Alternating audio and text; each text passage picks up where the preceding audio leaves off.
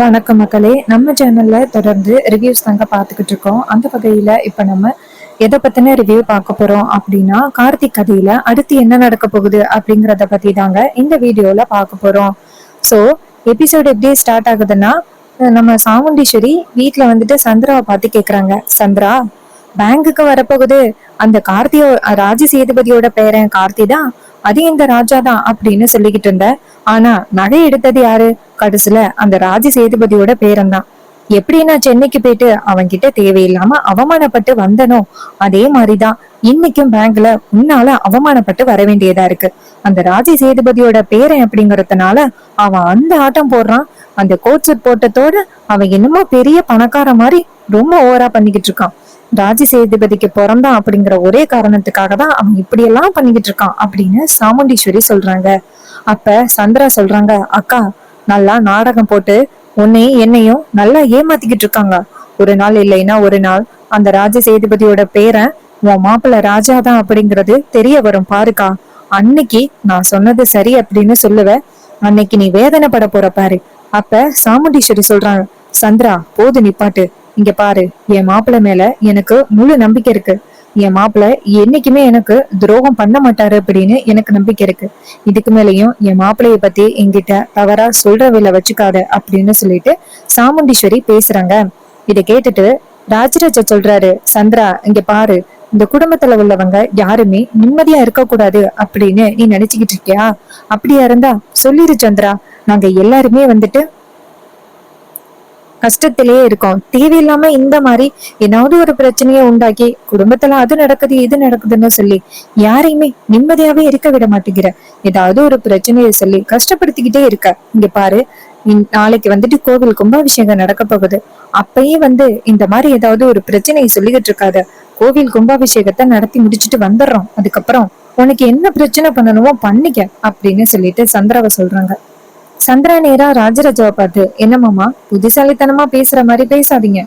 உங்களுக்கும் இந்த விஷயத்த பத்தி நல்லாவே தெரியும் அப்படிங்கறது தெரியும். எல்லாருமே சேர்ந்து அக்காவை நல்லா ஏமாத்திக்கிட்டு இருக்கீங்க அப்படின்னு சொல்லிட்டு சந்திரா கோவமா அந்த இடத்துல இருந்து போறாங்க. இன்னொரு பக்கம் சாமுண்டீஸ்வரி அங்க உள்ளவங்களை பார்த்தேன், இங்க பாருங்க, நாளைக்கு கோவில் கும்பாபிஷேகம், எல்லாருமே அந்த கும்பாபிஷேகத்துக்கு போறோம். மறுபடியும் அந்த யாக பூஜையில இது மாதிரி அம்மா அப்பான்னு சொல்லிக்கிட்டு நீங்க ரொம்ப ஓவரா அங்க போய் நின்னுகிட்டு இருந்தீங்கன்னு வச்சுக்கிடுங்களா, நான் ரொம்ப டென்ஷன் ஆகிருவேன். போறோமா, கோவில் கும்பாபிஷேகத்தை முடிச்சோமா அப்படின்னு வந்துகிட்டே இருக்கணும். அதுக்கப்புறம் அந்த குடும்பத்துக்கும் நமக்கும் எந்தவித ஒட்டும் இல்ல உறவும் இல்ல, ஞாபகம் வச்சுக்கோங்க. இது கேட்டதோட ராஜராஜா சொல்றாரு, அம்மாடி சாமுண்டீஸ்வரி, அந்த கோவில் கும்பாபிஷேகத்துக்கு நீ வரன்னு சொன்னதே ரொம்ப பெரிய விஷயம். அதுவே போதும் எனக்கு.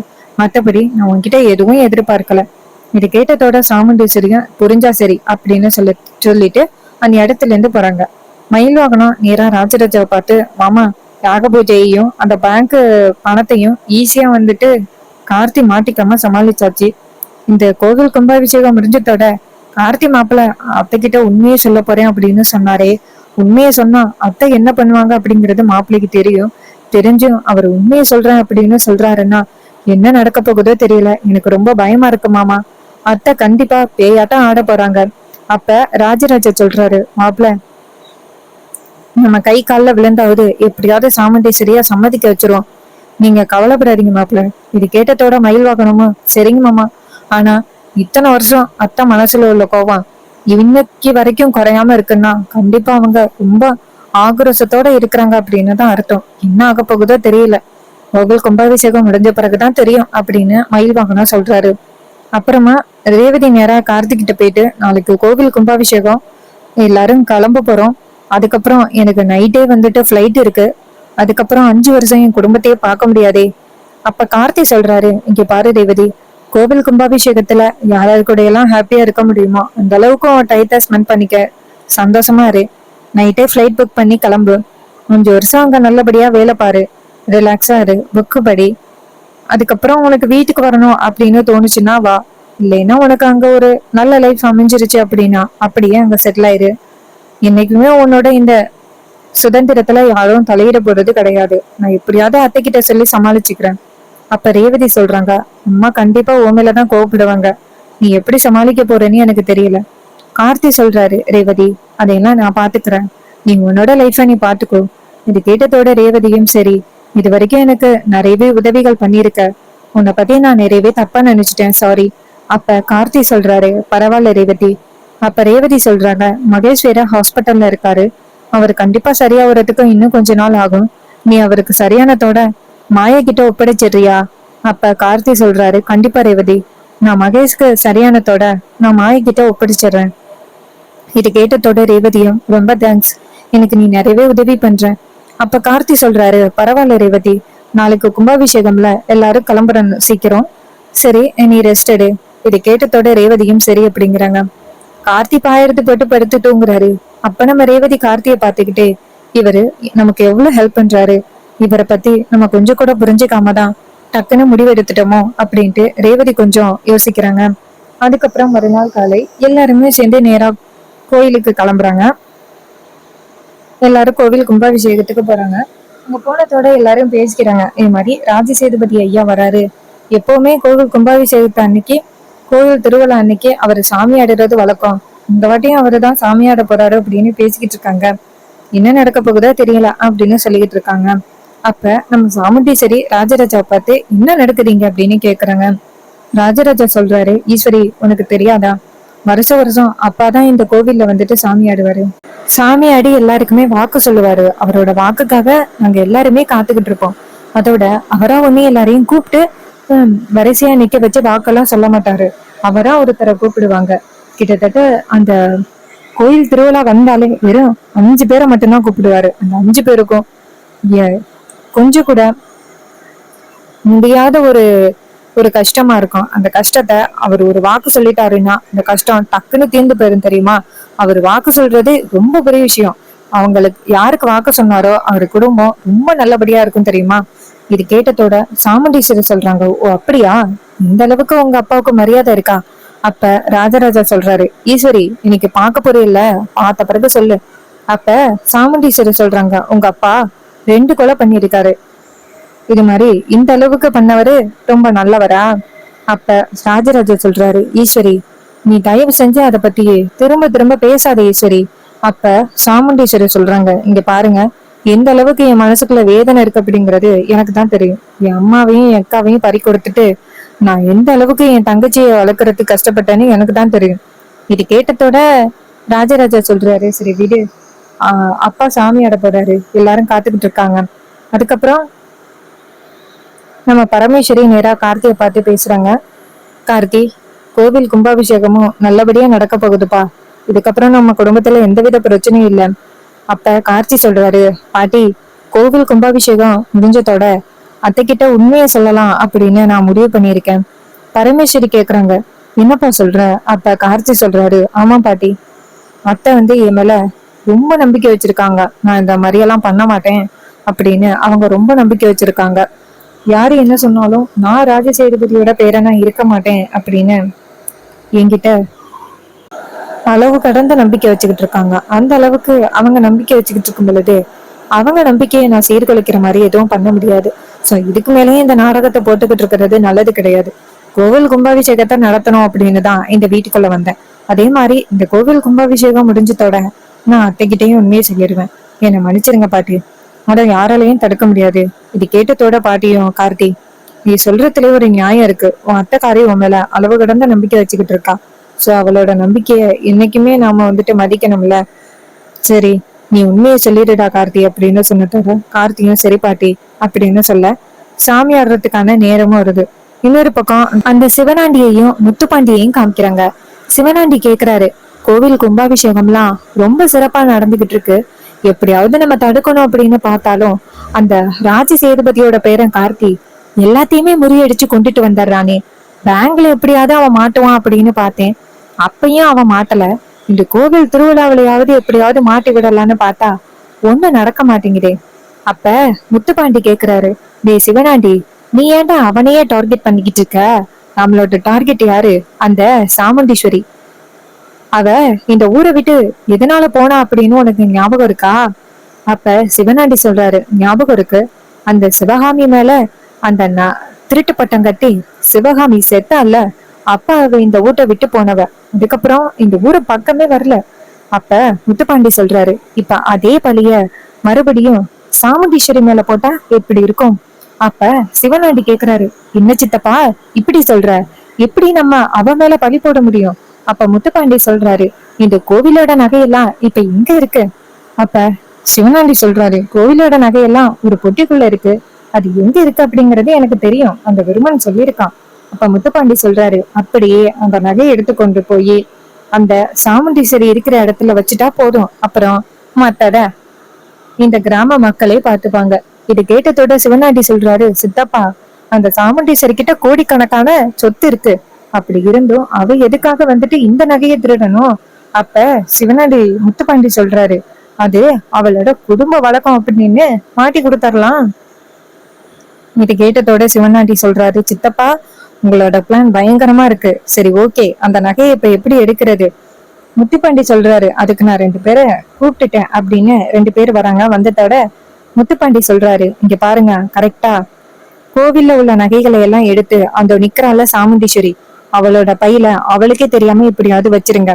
இது கேட்டதோட அந்த திருடங்களும் சரிங்க சார் அப்படின்னு சொல்லிட்டு யாருக்கும் தெரியாம கோவிலோட நகை இருக்கிற இடத்துக்கு போயிட்டு அந்த நகையெல்லாம் யாருக்கும் தெரியாம எடுத்து ஒரு பைக்குள்ள வச்சிடறாங்க. சாமுண்டீஸ்வரியோட பைக்குள்ள வச்சுக்கிட்டு யாருக்கும் தெரியாம வச்சிடறாங்க. இன்னொரு பக்கம் எல்லாரும் போயிட்டு நேரா சாமி கும்பிடுறாங்க. சாமி கும்பிடும் பொழுது கோவிலோட நகையெல்லாம் எடுத்துட்டு வரச்சொல்ல, அப்ப அவங்க கோவிலோட நகையை எடுக்க போறாங்க.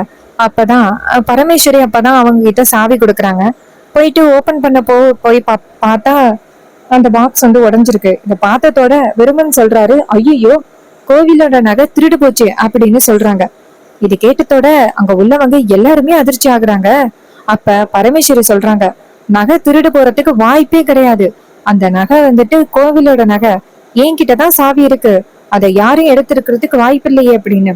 அப்ப போய் பார்த்தா அந்த கோவிலோட நகையெல்லாம் காணாம போனது பரமேஸ்வருக்குன்னு தெரிய வருது.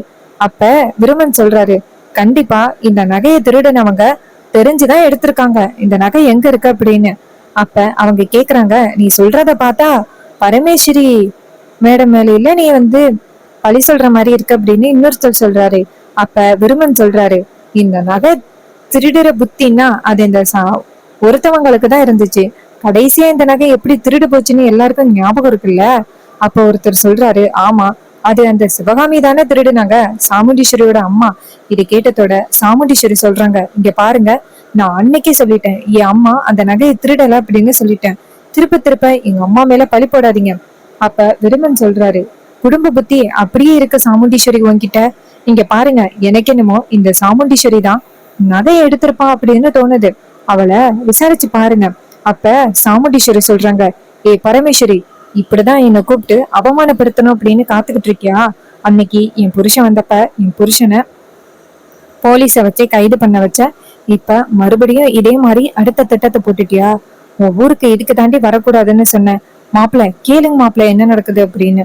அதுக்கு நம்ம கார்த்தி சொல்றாரு, இங்க பாருங்க, எங்க அத்தை அந்த மாதிரி ஆளெல்லாம் கிடையாது, தேவையில்லாம எங்க அத்தை மேல பழி போடுறீங்க. அப்ப அந்த விருமன் சொல்றாரு, சரி உங்க அத்தை மேல எந்த வித தப்பும் இல்லைன்னா அவங்களோட திங்ஸ செக் பண்ணலாம்ல, அவங்க மேல எந்த தப்பும் இல்லைன்னு எல்லாருக்கு முன்னாடியும் சொல்லிடலாம். இது கேட்டதோட கார்த்தி சொல்றாரு, இப்பவே செக் பண்ணிக்கோங்க. அப்ப சாமுண்டீஸ்வரியோட பேக செக் பண்ணா அதுல சாமியோட நகைகள்லாம் இருக்கு. இதை பார்த்ததோட சாமுண்டீஸ்வரிக்கு பேரெதிர்ச்சி. சாமுண்டீஸ்வரி அவ மாப்பிள்ளைய பார்த்த, மாப்பிள்ள இதெல்லாம் எப்படி வந்துச்சுன்னு எனக்கு தெரியல மாப்பிள்ள. அப்ப கார்த்தி சொல்றாரு, அத்தை கவலைப்படாதீங்க, இது உங்களை சுத்தி நடக்கிற சூழ்ச்சின்னு மட்டும் நல்லா தெளிவா தெரியுது, நீங்க கவலைப்படாதீங்க, இந்த நகை எப்படி உங்ககிட்ட வந்துச்சு அப்படிங்கிறத நான் கண்டுபிடிக்கிறேன் அப்படின்னு. அதே நேரம் பார்த்து சாமி ஆடுறத இருந்த நம்ம ராஜ சேதுபதிக்கு டக்குன்னு சாமி வருது. ராஜ சேதுபதிக்கு சாமி வந்ததை பார்த்துட்டு எல்லாரும் அதிர்ச்சி ஆகுறாங்க. அப்ப அங்க உள்ளவங்க சொல்றாங்க, இந்த மாதிரி சாமுண்டீஸ்வரி அம்மா தான் இந்த நகை எடுத்தாங்களா அப்படிங்கறத ஐயா கிட்டயே கேட்டு தெரிஞ்சுக்கலாம் அப்படின்ட்டு நேரா ராஜ சேதுபதி கிட்ட போறாங்க. போயிட்டு கையெடுத்து கும்பிடுறாங்க. அப்ப பரமேஸ்வரி சொல்றாங்க, ஐயா 30 வருஷத்துக்கு முன்னாடி நடந்த அதே பழி மறுபடியும் அதே குடும்பத்து மேல விழுந்திருக்கு. நம்ம எடுத்த தப்பான முடிவால 30 வருஷமா இந்த குடும்பம் பிரிஞ்சிருந்துச்சு, இப்ப மறுபடியும் அதே குடும்பத்து மேல பழி வந்திருக்குது. அவங்க கண்டிப்பா இதை எடுத்திருக்க மாட்டாங்க அப்படிங்கிறது எனக்கு நல்லாவே தெரியும். கண்டிப்பா இது ஏதோ சாமுண்டீஸ்வரியை சிக்க வைக்கிறதுக்காகவும் என் குடும்பத்தை பிரிக்கிறதுக்காகவும் எங்களை சுத்தி நடக்கிற சூழ்ச்சி அப்படிங்கிறது மட்டும் நல்லா தெரியுது. இது யாருன்னு காட்டி கொடுங்க ஐயா. அதே நேரம் முத்துப்பாண்டியும் சிவனாண்டியும் வந்து நிக்கிறாங்க. அப்ப சிவனாண்டி கேக்குறாரு, சித்தப்பா எனக்கு என்னமோ பயமா இருக்கு, ஒருவேளை சாமியாடி நம்மள சொல்லிட்டா என்ன பண்றது? அப்ப முத்துப்பாண்டி சொல்றாரு, டேய் மவனே, இந்த காலத்துலயும் இதையும் நம்பிக்கிட்டு இருக்கியா? இதெல்லாம் சும்மா மவனே, நீ கவலைப்படாத. அதே நேரம் ராஜ சேதுபதி டக்குன்னு வந்துட்டு கத்துறாரு சாமியாடி. இத பார்த்துட்டு பரமேஸ்வரி கையெடுத்து கும்பிடுறாங்க. நம்ம சாமுண்டீஸ்வரி ஒரு பக்கம் நின்றுகிட்டு இருக்காங்க, ஒரு பக்கம் சிவனாண்டி நின்றுட்டு இருக்காரு, முத்துப்பாண்டியன் நின்றுட்டு இருக்காங்க. அப்ப சாமுண்டீஸ்வரி அந்த இடத்துல நின்றுட்டு இருக்கும் பொழுது நம்ம கார்த்திகை நின்றுகிட்டு இருக்கேன். அப்ப அந்த இடத்துக்கு ராஜ சேதுபதி வராரு. வந்துட்டு நேரா சாமுண்டீஸ்வரியை பார்த்து, 30 வருஷத்துக்கு முன்னாடி உன் குடும்பத்து மேல விழுந்து பழி இப்ப மறுபடியும் உன் மேல விழுந்திருக்குல்ல, நீ கவலைப்படாத, உனக்கு எந்தவித ஆபத்தும் வராம நான் பாத்துக்கிறேன், மேல எந்த தப்பும் இல்ல, கள்ளம் கபடம் இல்லாத ஆள் அப்படிங்கறது எனக்கு நல்லாவே தெரியும், உன் மேல எந்த தப்பும் இல்ல சாமுண்டீஸ்வரி அப்படின்ட்டு டக்குன்னு அந்த முத்துப்பாண்டிய பார்த்து, டேய் 30 வருஷத்துக்கு முன்னாடி நீ செஞ்ச கொலைய பத்தி யாருக்கும் தெரியாதுன்னு நினைச்சுக்கிட்டு இருக்கியா அப்படின்னு சொல்றாங்க. இது கேட்டதோட எல்லாருமே முத்துப்பாண்டியா பாக்குறாங்க. சாமுண்டீஸ்வரி கேக்குறாங்க, ஐயா என்ன சொல்றீங்க? அப்ப ராஜசேதுபதி சொல்றாரு, இங்க பாரு, உன் அம்மா ஒன்னும் தானா ஒன்னும் இறக்கல, தான் மேல விழுந்த பழியால ஒன்னும் அவ இறக்கல, இவன் வச்ச விஷத்தாலதான் இறந்திருக்கான். இவன் பண்ண அட்டூழியம் அநாகரிகம் எல்லாமே நான் பாத்துக்கிட்டு இருக்கேன் அப்படின்னு. இது கேட்டுத்தோட முத்துப்பாண்டி அதிர்ச்சி ஆகுறாரு. ராஜசேதுபதி டக்குன்னு அருவாள் எடுத்து முத்துப்பாண்டியோட கழுத்துல வச்சுட்டு, இப்போ உண்மையை சொல்ல போறியா இல்லையாடா அப்படின்னு சொல்லிட்டு மிரட்ட. அப்ப முத்துப்பாண்டி பயந்து போய், என்னை மன்னிச்சிருங்க, இது மாதிரி நான் வந்துட்டு இந்த சிவகாமி கிட்ட தப்பா நடந்துக்க பார்த்தேன், அந்த சிவகாமி என்னை செருப்பால அடிச்சு பஞ்சாயத்தை கூட்டுறேன் அப்படின்னு சொன்னா, அதனாலதான் அவள் கொஞ்சம் கொஞ்சமா கொல்றதுக்கு அவளோட காஃபில விஷத்தை கலந்தேன். மறுநாள் காலை இந்த மாதிரி நடக்கும்னு நான் எதிர்பார்க்கவே இல்லை, ஆனா அதை எனக்கு சாதகமா பயன்படுத்திக்கிட்டேன் அப்படின்னு சொல்றாங்க. இது கேட்டதோட சாமுண்டீஸ்வரிக்கு பேரதிர்ச்சி. அப்ப ராஜ சேதுபதி சாமுண்டீஸ்வரிய பார்த்து, பாத்தியா, இத்தனை வருஷமா தப்பே செய்யாத ஒரு குடும்பத்து மேல பழி போட்டிருக்க, இத்தனை வருஷமா உனக்கு துரோகம் பண்ணது இவன், இந்த குடும்பம் இல்ல, இவன் தான் அப்படின்னு சிவனாண்டியை காமிக்க சிவனாண்டி செம அதிர்ச்சி ஆகுறாரு. அப்ப சாமுண்டீஸ்வரி ராஜ சேதுபதியை பார்த்து கையெடுத்து கும்பிட்டு, எவ்வளவு பெரிய விஷயத்த எனக்கு புரிய வச்சிருக்கீங்க, இத்தனை வருஷம் தப்பே செய்யாத ஒரு குடும்பத்து மேல நான் இவ்வளவு பழி போட்டுட்டேனே அப்படின்னு சொல்லிட்டு சாமுண்டீஸ்வரி வேதனைப்படுறாங்க. இன்னொரு பக்கம் நம்ம கார்த்தியும் வந்துட்டு அப்பதான் அவருக்கும் உண்மை தெரிய வருது. சோ இன்னொரு பக்கம் நம்ம ரேவதியும் இதையெல்லாம் பார்த்துட்டு ரொம்ப அதிர்ச்சி ஆகுறாங்க, நடக்கிற விஷயத்தையெல்லாம் பார்த்துட்டு. பரமேஸ்வரி சாமுண்டீஸ்வரி கிட்ட வந்துட்டு, சாமுண்டீஸ்வரி என்னை மன்னிச்சிரு, இத்தனை வருஷமா வந்துட்டு குடும்பம் பிரிஞ்சு இருந்ததுக்கு நானும் ஒருத்தி காரணமாகிட்டேன், உண்மை என்ன அப்படின்னு கண்டுபிடிக்காம இருந்துட்டேன் அப்படின்னு மன்னிப்பு கேட்கறாங்க. ஸோ இந்த கதை உங்களுக்கு பிடிச்சிருந்துச்சு அப்படின்னா இந்த வீடியோவுக்கு மறக்காம லைக் பண்ணிக்கோங்க, நம்ம சேனலையும் சப்ஸ்கிரைப் பண்ணிட்டு பக்கத்துல உள்ள பெல் ஐகானையும் கிளிக் பண்ணி ஆல்னு செட் பண்ணிக்கோங்க. அப்பதாங்க அடுத்தடுத்து வீடியோஸ் போடும்போது தொடர்ச்சியா உங்களுக்கு நோட்டிபிகேஷன் வரும், பார்க்கலாம். தேங்க்ஸ் ஃபார் வாட்சிங்.